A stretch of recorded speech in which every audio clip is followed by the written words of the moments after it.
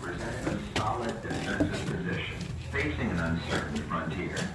Placed on high ground, it dominated the land where Sacramento and American rivers came together. Two cannon towers called back. And he's going to use that to remove any excess debris that might be still in the cannon. But now we have a potentially hot cannon barrel that might have burning embers still in it. We don't want to put gunpowder down a barrel in that condition. It's unsafe. So my next command will be wet swab. The wet swab is a stick with a rag at the end of it. He's going to dunk it in a bucket of water, run it down the barrel of the gun to extinguish any embers that might be still in the cannon. But now we have a wet cannon barrel, and we don't want to put gunpowder down a wet barrel, then it won't go off. The primary tenet of handling black powder is to keep your powder dry. So we call for a dry swab. Now the cannon barrel is dry and clear. My next command will be present charge. Mr. Prey will walk through the wheel of the cannon. He will present the charge of gunpowder to Mr. McIntosh, who will then present the charge at the muzzle, and then Biscuits the blacksmith will ram the charge to the back of the barrel. And yelling vented at the back, Mrs. Prey is covering the vent hole, wearing a heavy leather glove.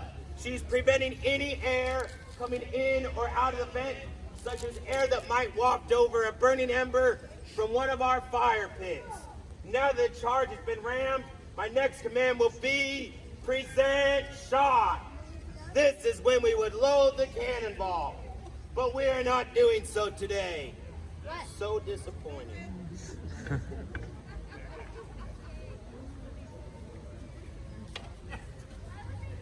Those working at the muzzle of the cannon have their ramrods at the top of the wheel, signifying that the front part of the cannon is ready to go. It is loaded, but this cannon is not ready to fire. My next command will be pick and prime. Mrs. Prey will take a brass pick, brass so that it won't spark like iron or steel might. She will put it down the vent hole. She will puncture the charge at the back of the cannon, scramble it around a little bit, exposing the powder in the charge, and then she will take from a paper cartridge a fine-grained gunpowder and pour it down the vent. And this will create a fuse of gunpowder to connect the charge at the back of the cannon with our linstock. Mr. Barry over there holding that green stick, that is called the linstock. At the end of the linstock is a piece of slow match, which is a rope soaked in potassium nitrate, and he will use that to send a safe distance away while firing off the cannon. So, this cannon is now ready to fire, but we have some people in the fort right now, and we might have some people outside the fort eating lunch or having a siesta that don't know that this cannon's about to go off, and we need to warn them, so I need your help. On the count of 3, I need you all to yell as loud as you can, fire in the hole. That means there's going to be a loud boom, fire in the hole. Then I want you to take your hands and cup them over your ears, because this could be pretty loud. Don't stick your fingers in your ears, cup your hands over your ears like this. And if you have any little ones with you, please sacrifice your ears for theirs.